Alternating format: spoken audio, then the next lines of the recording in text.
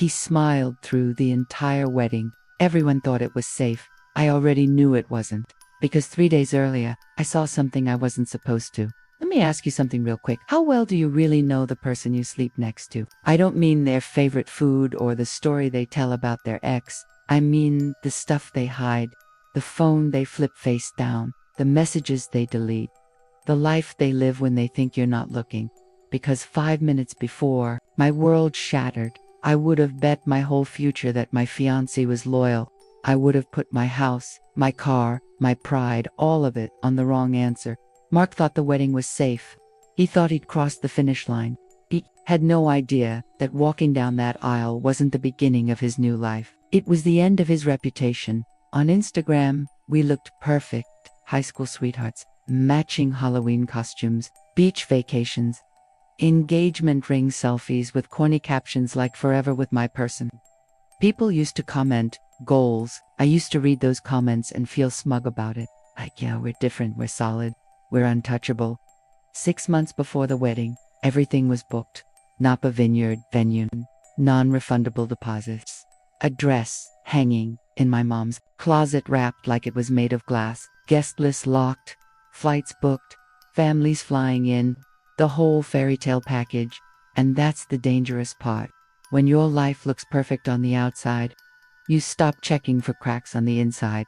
It didn't start with lipstick on a collar. It didn't start with hotel receipts. It started with silence. That Mark suddenly got into fitness. The man who used to destroy a large pizza by himself was now counting macros and disappearing to the gym for 2 hours every night.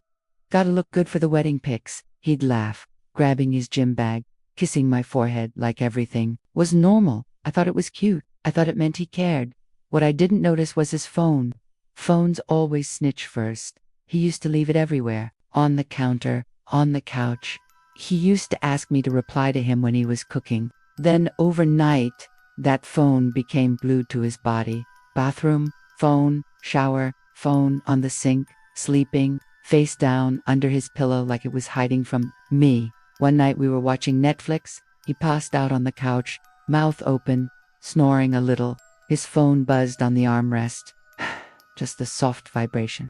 Instinctively, I reached over to silence it so it wouldn't wake him up. His hand shot out and grabbed my wrist. I'm talking death. His eyes snapped open like I'd just threatened him with a weapon. "Don't touch it." The room went cold. For a split second, I didn't recognize the man I'd loved for 10 years. I saw fear. Real fear. The kind people get when they're about to be exposed. "I was just trying to silence it," I said, confused. "You were sleeping." He blinked. The mask snapped back into place. Sheepish smile. Soft voice. "Sorry, babe. Work stress. My boss is killing me lately. I'm just on edge." He kissed my cheek. Said he loved me. And because I wanted to believe him, because 5 minutes earlier I would have defended him with my life, I'd let it go. But something changed in me that night. Once that doubt gets planted, it doesn't sit still. It grows. I started noticing things. Calls taken in the hallway. Passcode changed. Gym clothes that didn't smell like sweat. Smiles that didn't reach his eyes. Then came the bachelor party weekend. Vegas with the boys. I stayed home to DIY wedding stuff with my maid of honor, Jessica, my best friend since kindergarten, the girl who helped me pick my dress, the girl who cried when Mark proposed, the girl who told everyone he was the best man I could have chosen. We drank wine, we laughed, we talked about the future. "Are you nervous?" she asked. "About the wedding?" "A little." "About Mark?" "Not really," I said. "He's just been acting weird lately." She smiled, not warm, tight. "Guys get weird before weddings. Stress hits differently." I've passed out on the couch around midnight. I woke up at 3 a.m. thirsty. The house was dark, except for the light under the guest room door. Jessica was awake. I walked past and heard her whispering, I know. She has no idea. No, she thinks you're in Vegas. Mark, stop. I miss you too." My body went numb. Mark. I stood there in the hallway, heart pounding so loud I thought she'd hear it through the door. "We can't keep doing this so close to the date," she whispered. "It's risky." Tuesday, the usual spot. "I love you." That was the moment the fairy tale died. I didn't scream. I didn't confront her. I backed away quietly, locked myself in my room, and sat on the floor staring at the wall. until the sun came up. By morning, the version of me who wanted a perfect wedding was gone. The version of me who wanted revenge. Yeah, she was wide awake, and what I found next on his iPad didn't just break my heart. It made me realize this wasn't just betrayal, it was a setup.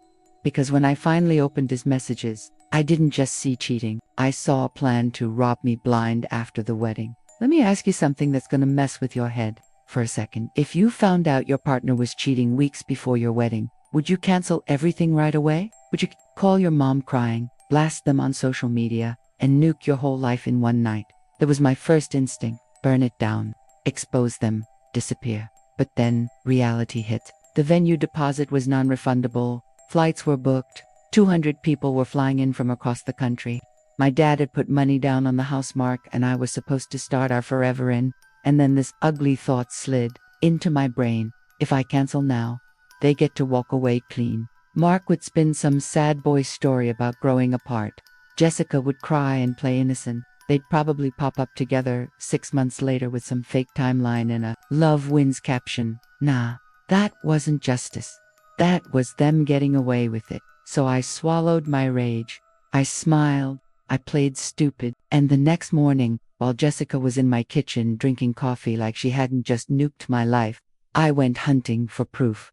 Mark's iPad was still on the nightstand. We shared an Apple ID for music and movies.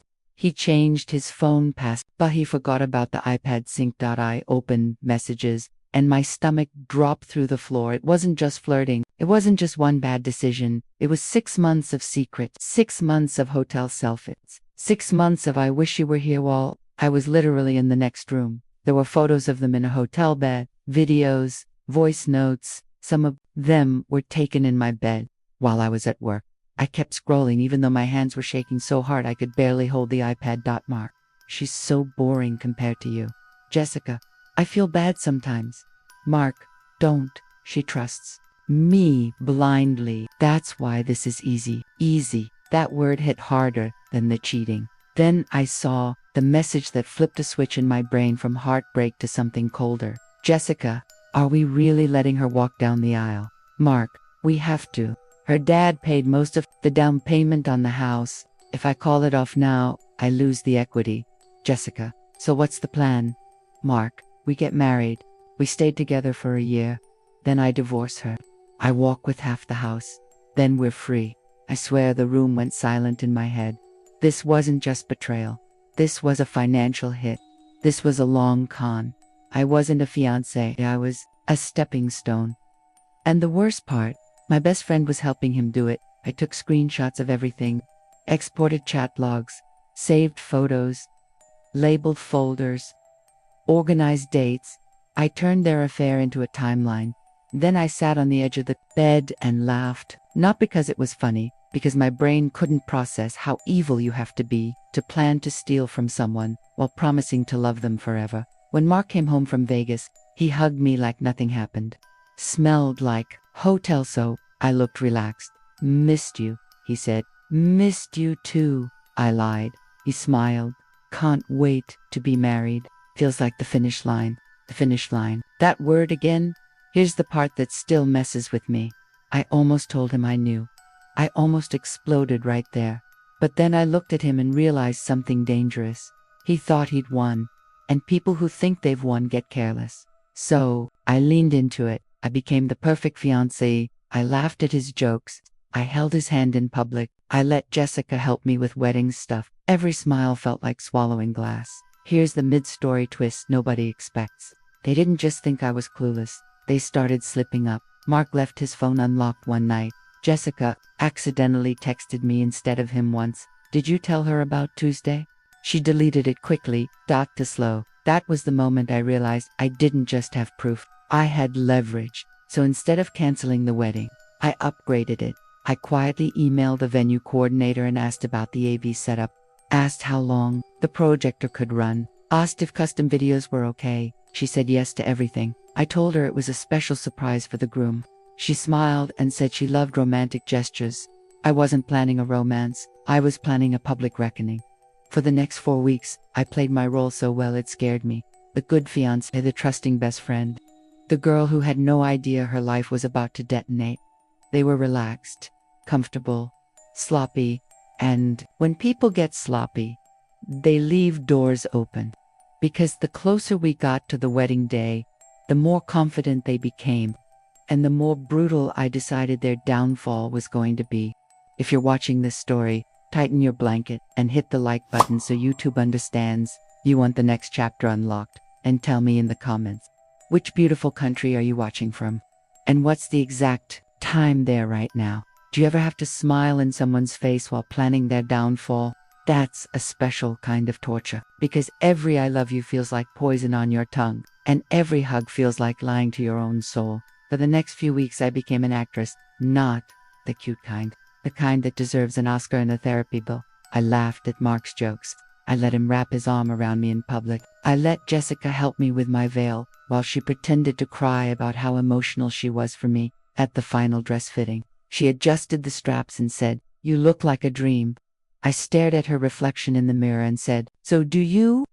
What I meant was, you look like the villain in my story. Mark kept talking about the future like it was locked in. "After the wedding, I want to refinance the house," he said one night. I nodded. In my head, I was already spending half of nothing. Here's the scroll-stopping twist that changed how I played it. 2 nights before the wedding, I accidentally overheard Mark on the phone in the hallway. "I swear, after the wedding, I'll tell her we need space," he whispered. "We just need the paperwork signed. After that, we're good. Paperwork, not vows. Not love, paperwork." That's when I realized something terrifying. If I let this wedding happen quietly, I'd be legally tied to a man who was actively plotting to rob me. The betrayal wasn't just emotional anymore. It was structural. It was strategic. So I changed the plan. I contacted the venue coordinator and told her I had a custom montage for the reception. I sent the video file to the AV team directly. I tipped the tech in cash the night before and said, "No matter what anyone says, don't stop the video until it's finished." He nodded. I saw it in his eyes. He thought it was some cute surprise good dut at the rehearsal dinner. Mark stood up and gave this whole speech about how I saved him and how he couldn't imagine life without me. People clapped. My dad wiped tears. Jessica pretended to cry. I raised my glass and said, "To be honest, because without it, none of this means anything." Mark smiled, like he didn't hear the warning. The morning of the wedding was chaotic. Hair, makeup, champagne, nerves. Jessica was right there next to me in her matching silk robe, hugging me, telling me she loved me. "I'll never forget what you've done for me," I told her quietly. She smiled. If she had any idea how true that was, she would have run. The ceremony happened fast. Music, vows, rings, applause. Mark looked proud, like he'd just secured the bag. The reception started normal. Dinner, laughter, toasts, the best. Man embarrassed Mark with college stories. My dad welcomed him into the family. The room was warm and happy. Then Jessica took the mic. She talked about loyalty. She talked about trust. She talked about true love. I almost laughed out loud when she finished. The crowd cheered. Glasses clinked. The DJ looked at me for the cue. I stood up. "Before we do the cute childhood photo montage," I said, smiling into the mic, "I made a little video. I just want everyone to see how hard Mark and Jessica have been working behind the scenes." Mark frowned. Jessica's smile twitched. The lights dimmed. The first image hit the screen. A text message. "She's boring compared to you." The room went quiet. Then the next slide. A hotel selfie. Them in bed. Mark stood up. "What is this? Turn that off." The next slide. "We get married. I take half the house. Then we're free." Jessica dropped her glass. People started gasping. Chairs scraped. My dad stood up so fast his chair fell backward. I didn't look at Mark. I looked at the room.